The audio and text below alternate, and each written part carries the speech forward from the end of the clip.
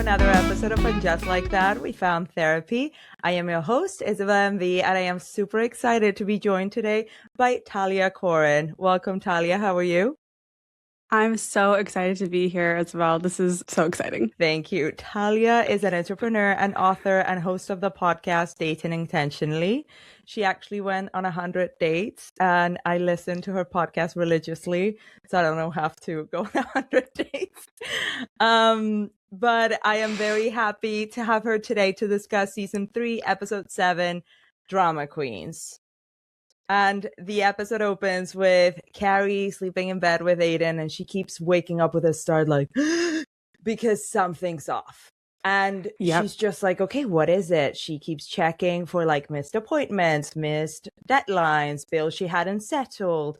And she can't really figure it out what it is. And like clockwork every day, like at 2 or 3 in the morning, she keeps waking up when it finally clicks. The only thing that's off is that she's finally in a healthy relationship where she doesn't need to fight for the relationship anymore.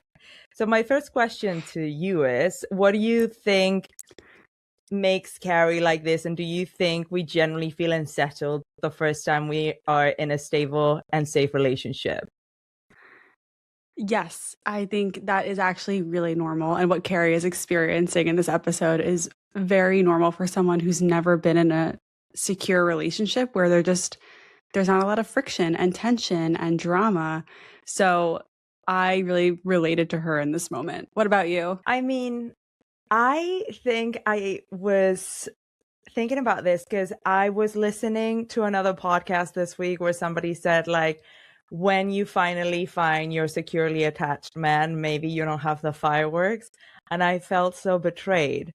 So I understand that maybe it is unsettling to finally be in like a loving, committed relationship where you don't have to second guess every interaction. But I wanted to ask you, how do you differentiate between settling and something that is actually healthy? Okay, great question. So something that is actually healthy, like the relationship most of us probably want, is a relationship that brings us peace, right? We feel like we can be ourselves. We feel like we can be safe around them. We are at home with them. That's a word people usually use to describe what they're looking for. I want them to feel like home. Well, if your home has historically felt unsafe and full of tension, you're walking on eggshells around your family, nothing's really predictable, you don't know who's going to fly off the handle or what's going to happen. When you do actually reach a peaceful relationship, it's going to feel weird. It's going to feel like very unfamiliar, like you're on a different planet emotionally. Like you're like, wait, I don't have to be vigilant and watch for signs that the person I'm with there's something wrong and I have to guess what it is. Like that can feel very jarring. And when it comes to settling is when you're aware you're in something that you don't want to be in and you stay anyway. That's settling. What a peaceful relationship is that you actually have the space in your life to focus on other things outside the relationship. The relationship shouldn't take over your entire life. That's not the point. I love that. Okay, so the girls are at brunch talking about precisely this. And it is at this point that Charlotte kind of pulls out this book from her handbag that is called Marriage Incorporated, How to Apply a Successful Business Strategy to Finding a Husband. I am dying to know, what do you think about this? But what do you think about this book? And like, what do you think about Charlotte's takeaway that is like, girls, if you don't see enough of me in the future, it's because I will be hanging out with my married friends, because the book says that it's dysfunctional to hang out with, I think she says, your dysfunctional single friends. So she's basically going to hang out with a bunch of married people as a way to finding her husband. Dying to know. Okay, I have so many thoughts on this. One, this is another way that Sex and the City was just ahead of its time, because this is I don't remember what year this aired. Was it like 2001 or 2? 2001. Yeah, okay. But like the dating strategy, like date like the way you look for a job, like that kind of vibe is something we see today. I don't really think it was that popular back then, but I was like, I don't know, 10 years old. So I don't know, when I aired. So like, but I think like that was just such a ahead of its time moment. Or more maybe women were actually like being like, well, I got this successful career, I'm going to approach dating the same way. But I really noticed that. And I think that that is a normal way to approach dating, but it does kind of backfire. Like, Yeah. we can't approach dating the same way we approach our careers because it's a completely different ball game, right? Like, there's just so much more outside of our control. With our jobs, like, you get the degrees, you can get interviews, you can just kind of do the interview process, you can get your job. Dating is like that. It's way messier. So that was just my observation there. And with Charlotte's whole, like, I'm going to hang out with my married friends to meet their single friends, I think that was actually something I wrote down. I wish more people did that today. I think that it is kind of on people who are coupled up to help their single friends out and actually think, who is, like, how can I help this? How can I introduce them? How can I use my network and introduce people? So I do like that strategy. Okay, interesting. Because sometimes I feel like most of my friends who are married, almost all of them have children. And whenever I see them, it's like, please, can you come over? Because like the children will be running wild. So it always feels like I'm sacrificing a day in the out and the wild when I go see my coupled friends. But good to know. Well, the modern day version of this, you don't have to hang out with them to get the setup. You just have to You can just text them. Yeah. Phone it in. Yeah. Okay. Exactly. In the next scene, Carrie and Aiden are walking down the street. And this comes to the point when you ask me, like, what do I think about Carrie feeling so unsettled because she's in a healthy relationship? I have been in these shoes where you basically wait, like you're looking for the other shoe to drop, and you kind of have to question everything and kind of like you want to speed it up. It's like, this is too good. It's going to be over. I'd rather know how it ends. So she's just asking Aiden, like, why are you still single? How come you're not married? Why do you always say the right thing? What is a way that you can maybe self-regulate when your mind spirals into this kind of mindset of like, this is going to end? Yeah, like there's something wrong that I'm just not seeing or will come later. I mean, that is a story. That's fiction. That's future focus, and you don't know how it's going to play out until it actually plays out. I like to focus on the facts. So when I'm spiraling, it's like, what do I actually know? What is real? What like do I know for sure about who I'm dating? Instead of making up all these stories of like, well, what if he has someone in his DMs, or like he's married, and I just, could that happen? Yeah. Yes. But only like worry about that if you have real reasons to not trust that person, like factual, like actual things that have happened, not just stories in your mind. So learning how to differentiate, I think, is the biggest key there. Okay, and I want to take it one step further because I think I've sometimes stepped into that kind of carry of being like, but why are you still single? And what if I did this? Would you still love me? And da da da. Do you think that if the man in question says, you know what, you're crazy or you're too needy, I'm out of here, it's a sign that he was not meant for you? Or do you think that we can really get in our own way of finding happiness? Oh, I mean, both. It could be either one, but I do think we can self-sabotage. If you are, let's just say you are dating someone, Isabel, and they're constantly like, what's wrong with you? What's wrong with you? Why you're so perfect? Why are you single? That's going to wear on you. You're going to be like, I can't win. And so you could self-sabotage if your person doesn't trust you. That's going to be a turnoff to you eventually. Yeah. So okay, fair enough. Or they could just be like, I'm too needy, I'm out. Yes. Seen it from your perspective that you just explained to me. Yeah, that's a total turnoff. But basically, Aiden offers on a silver platter meeting his parents, and Carrie kind of like takes that into her brain, and she's like, okay, cool, yeah, let me think about it. At the same time, Charlotte is doing her thing of, pursuing what she said she was going to do. So she is set up a meeting with one of her couple friends, and she asks Dennis, she's like, okay, do you have any single friends at all that could be a great match for me? I would love to be set up. This is the year that I'm going to get married. And they're like, yeah, cool. And this Dennis guy is like, I'm not sure, not really. And his wife is like, no, what about Bill? And then Charlotte's just like, oh, Bill. Tell you what, I have tickets to the opera on Saturday, and I would love to take Bill. It's a date. And then she just goes off with this fairy tale in her mind that Bill is gonna be her end all be all, and she leaves it as that. But my question to you here was, do you then think that indeed a better way to meet people might be through fix-ups of your friends and couple friends rather than dating apps maybe at this stage?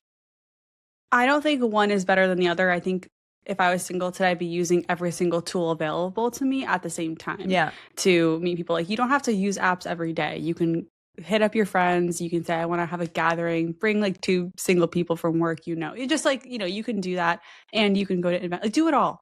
Do it all. Yeah. And I like that because I'm very against dating apps, but I only think because I get into one mode with dating apps where I'm like, okay, I'm going on an interview and I need to get the job. Whereas I think that if you get your date sourced from different things, you're kind of more used to it and it stops being or feeling so performative. That's my stance of like, the more you can just use it as one of many tools to meet people, the less down you'll get about how annoying they are to use. Like, they're not your only option. Can I ask you, because I know about your personal journey, that you went on 100 dates in a year. So I went on 64 first dates and turned into over 150 dates with those 64 people. Oh wow. Yeah. That's a good hit ratio though. I mean, a lot. So I have all the numbers because I tracked everything. Like, I took the Charlotte approach, if you will. I tracked everything. I think of the 64, only 30 turned to second dates and 17 turned to third dates. So that's like the conversion. Okay. Yeah. Okay.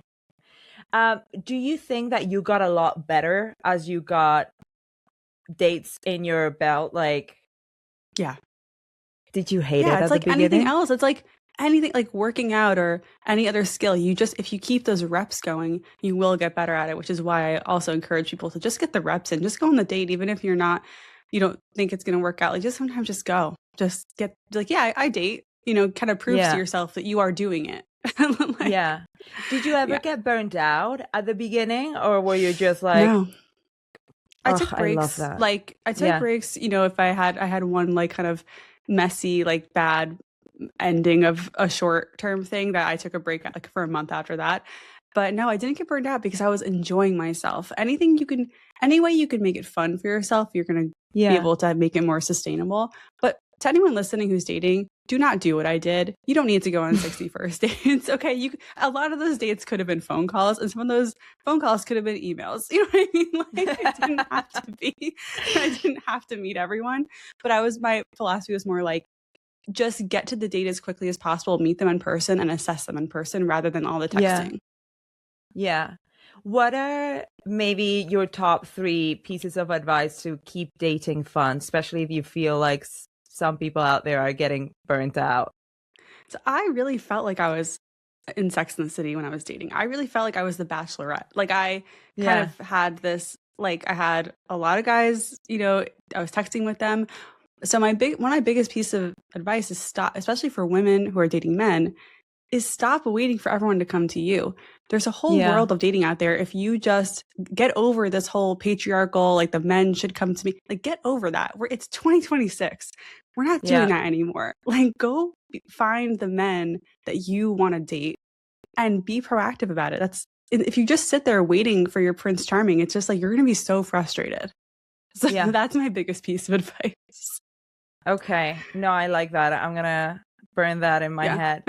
But back to the episode, Carrie and Miranda are walking down the street and they're discussing how, I think Miranda's talking about the fact that she does love the intimacy and kind of like how natural it feels to be with Steve. And then Carrie talks about the fact that Aiden has offered up to meet his parents, and she says, Aiden is being exactly how I wanted Mr. Big to be, and I am behaving just like Mr. Big about it. Yeah. So my question to you here is, do you think she's too attached to the idea that love has to be earned, or do you think she's just not that into him?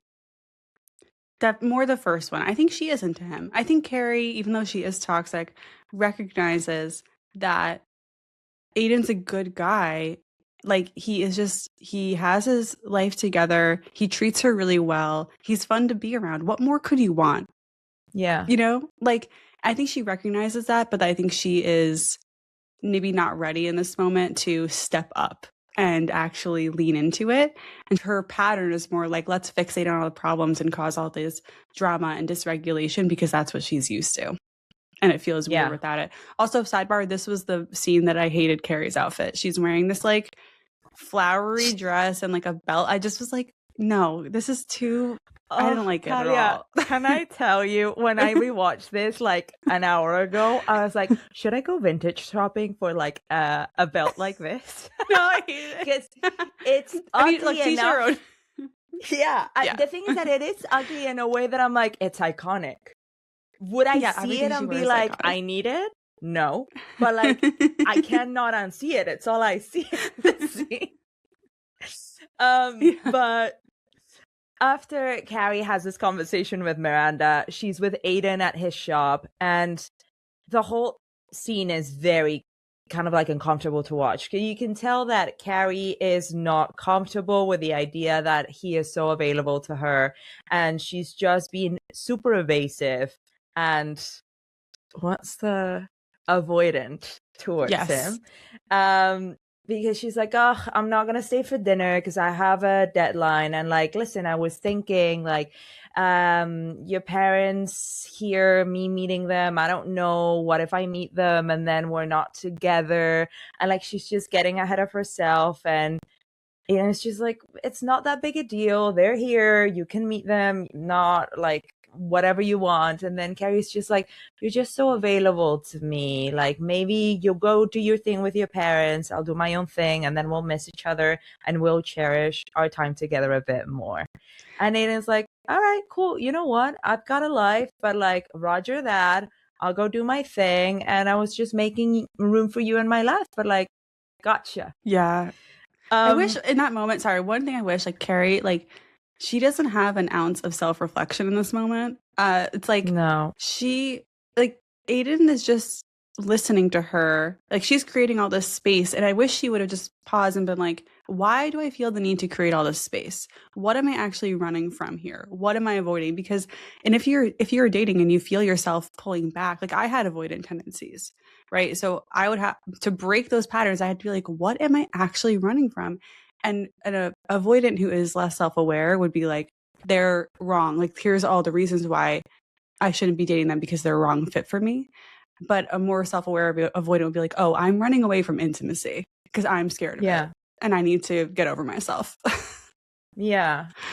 It's interesting because seeing this, I saw Carrie really feeling uncomfortable. And she was like, whatever this is, I'm not ready to sit down and see what it is. Yeah.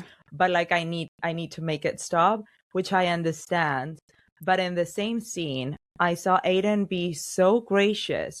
And the minute that Carrie turned around, you could see that he was super frustrated, but he kept it together.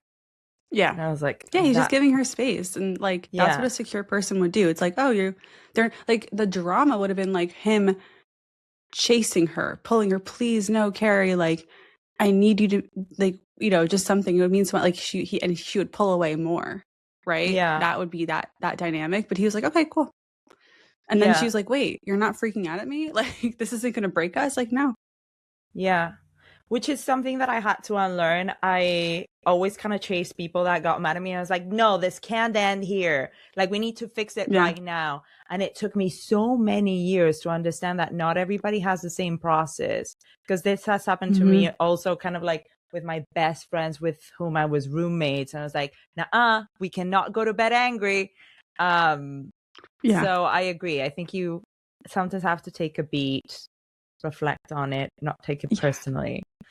But parallelly, Charlotte is relentlessly chasing Dennis for Bill, and she's calling him at his office, at home. He does not answer. And she was like, you know what? Whatever. I'm taking somebody else to the opera, and that's Bill's loss because for whatever reason he decided I was not good enough for me or for him. Something like that. So Charlotte takes Carrie to the opera, and Carrie has this are they monocles? What are they? Like binoculars? Yeah, like little binocular things. Yeah. for the opera, and she is, instead of looking at the stage, looking at everyone in the audience, and she sees Mr. Big with Natasha, freaks out, doesn't say a peep about it to Charlotte, and says, I'm so sorry, I'm actually feeling not well, I gotta run.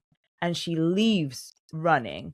So I'm very curious to know, because this is something that I think about often.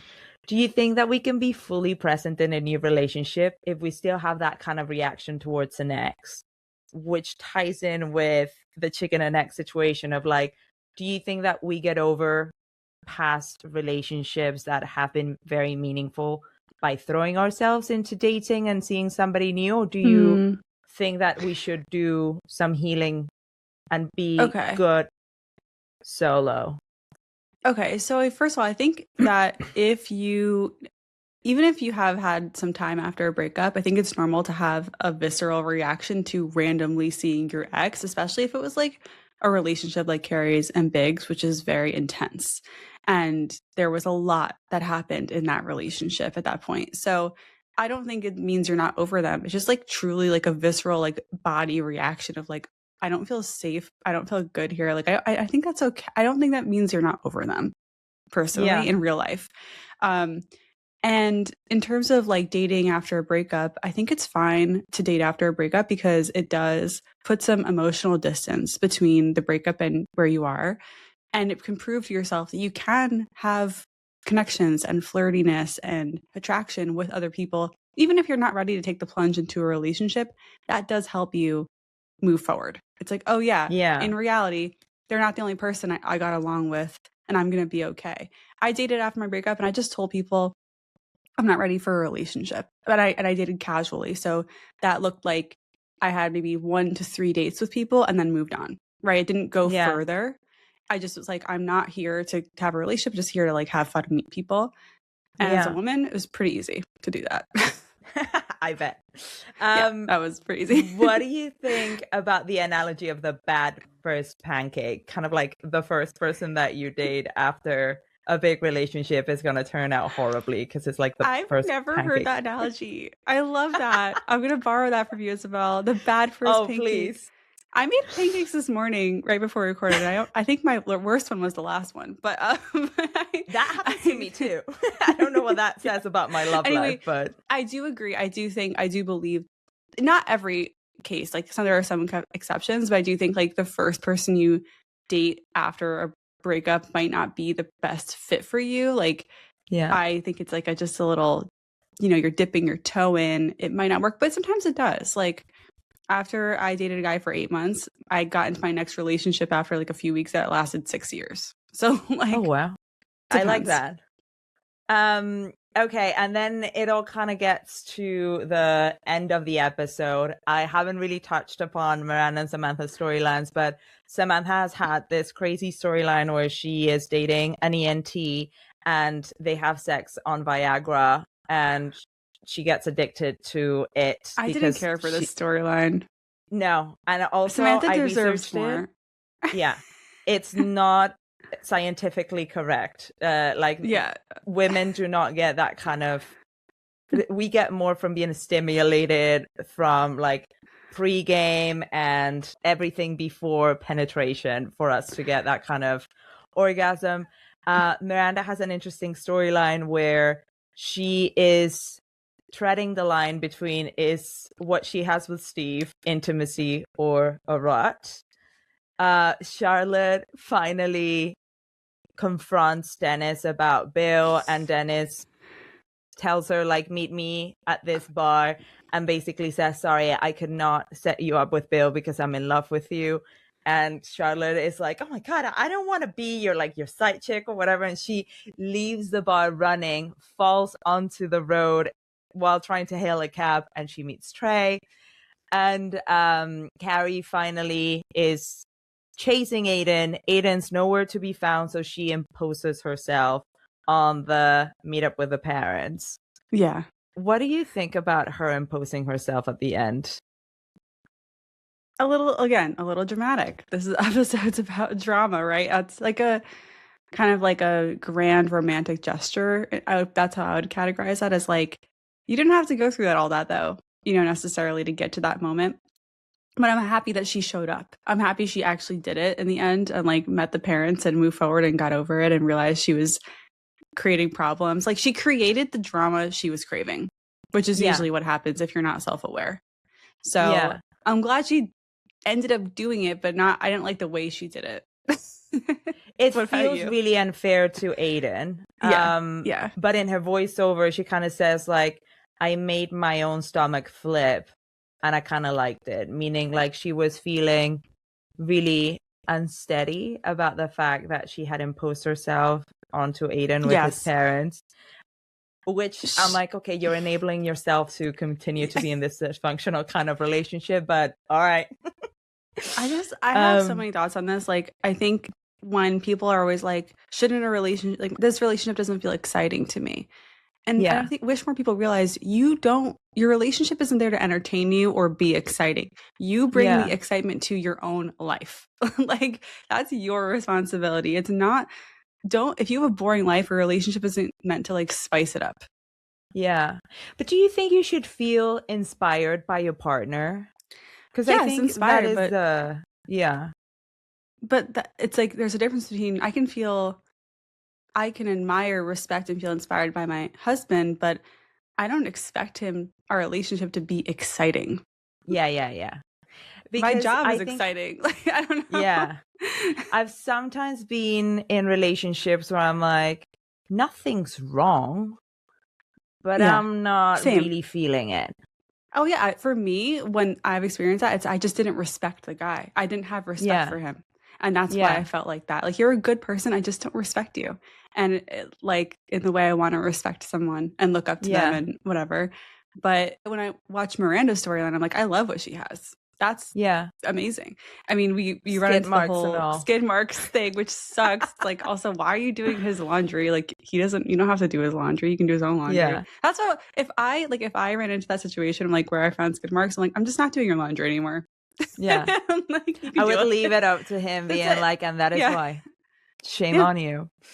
Okay, so I'm gonna jump into the end of my episodes where I ask you to give advice to the girls. Okay. Starting with Carrie, how would you recommend she could self-regulate before she falls into self-sabotage?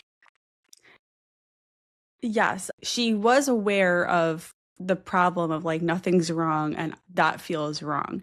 And she didn't go in the right direction. So at that point, I wish she had done some more self-reflection of like, okay, why does it feel so weird to me? What from my past is telling me something is wrong? How can I maybe talk to Aiden about how I'm feeling and why? And what and just maybe even just sharing that with him would have helped her regulate more and just bringing him in to what her experience was. You can tell your partner like, hey, I really like where this is going, but I'm uncomfortable because I've never felt this safe in a relationship before. And I just want you to know that because I'm going through it. And it would have been like, cool, yeah, thanks for telling me. Like, and they could have then with that awareness, like could have gotten closer. Yeah. I mean, I think I did that once and it blew up in my face, but then I guess he wasn't meant to be it. Yeah, I mean, I think a secure person like Aiden would not interpret that as I'm having doubts or I'm unsure. Like, it's just like I had this experience in my past that makes me feel unsafe when things are safe. And it's not about you. It's my stuff. This is stuff I'm dealing with, but you're here. So we're in it together, Yeah. Okay. What about Charlotte? How would you recommend she could date intentionally, wink, wink to your podcast, without maybe being so, I don't know, like relentless? And what is kind of like the best advice that you could give to somebody that is looking, quote unquote, the one or to get married? I think Charlotte should have just put a pin in it and moved on and like met more of her married friends and repeated rinse and repeat the process. She only met one of her married friend couple for the setup. Why wasn't she reaching out to more? Obviously, it's a TV show. They have to like dig into one thing, but that's my advice to Charlotte. Just like keep going, keep doing it, get more contacts this way, and eventually something will hit. And generally, like I think one thing the show, especially the ending where she meets Trey, I'm like, I want Charlotte to know it doesn't matter how you meet the person. That detail of how you met doesn't really matter for how good the relationship can be. It doesn't like I met my husband on Hinge. It's not a romantic story, but we have an amazing relationship. So like she meets Charlie, like she falls, it's like damsel in distress. He like saves her from the street and he like picks her up and like he whisks her away or whatever. Like that doesn't actually mean anything. I mean, no, it meant that she was in a very empty marriage where she felt really alone and horny. Yeah. So yeah. But what do you think are some key things that you can do to date intentionally if you're not like you when you were right after a relationship, looking to date casually, but like looking to date with the intention of dating intentionally? To me is aligning your actions with what you want. So if you want to get married and like within a year, you can only focus your energy on men who are on that wavelength of like you're not going to get into a situationship with a guy who doesn't know what he wants. You're not going to have a friends with benefits. You're going to only focus your energy on men who are serious. And yeah, that might require having a more open mind about what kind of package that comes in, what they look like, how tall they are, what their job is. You're looking to get married. So like, you have to align your actions with that. Yeah. Like you're not going to pull a Carrie and self-sabotage because that won't get you married. Or date the guy that is a fixer-upper and like you're going to get him to commit. Yeah, exactly. You're not going to date for potential. Right. Yeah. Okay. What about Miranda? How do you think that she could work to keep intimacy alive without falling into a rut? Because I think when she's walking with Carrie wearing that outfit, she says like, I'm not sure it's intimacy that we have. I think what we have is a rut. And like, she doesn't seem to know the difference. I think my advice for Miranda is that in the romance in long-term relationships where you live together ebbs and flows. Sometimes you're not going to feel the most romantic, and that doesn't mean the relationship is doomed or over. It just means you have to actually put effort into planning date nights, going out away, doing things that are a little bit different, intentionally breaking up your routine, which does require more energy than you'd think. So like, that's my advice for Miranda. Just like accept that this is part of it sometimes, and you both have to put in effort to keep the romance alive. Yeah. I agree. Okay, and finally Samantha, who had this torrid affair with an ENT, and like he introduced her to V, i.e. Viagra. And I researched on this because I was like, okay, what are the risks of a healthy young man with no erectile dysfunction to take Viagra? And it's actually pretty high, especially if you have any kind of family history of heart disease. And I also asked, what happens if you're a woman and you take it? And like, it does draw more blood maybe down there, but because women's libido works more through the mind, you won't get what Samantha got.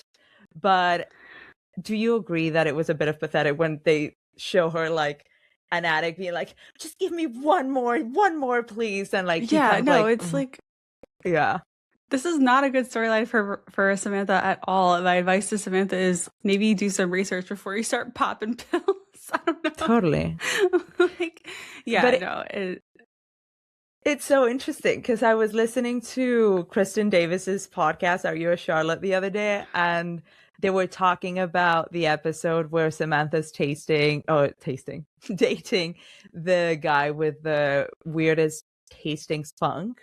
And she said, like, they only carried out storylines, or most of the storylines were about stories that had happened to either Candace or the writers of the show. So that was a real story. And I found myself wondering, did one of them go out with a doctor that prescribed Viagra willy-nilly? Because like, that is I could wild. See that happening. I could see that totally happening.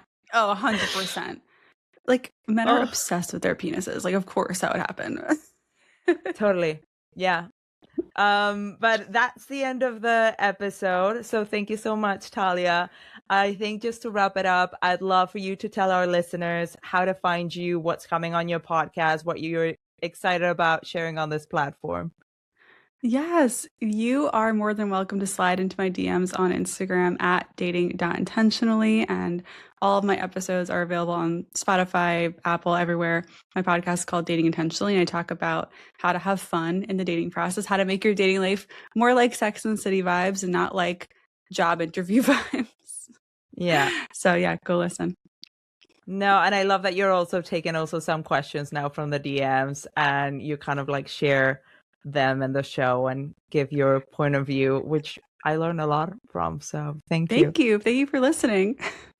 Thank you so much, Talia. I hope to see you again soon. Oh, this is so fun. Thank you.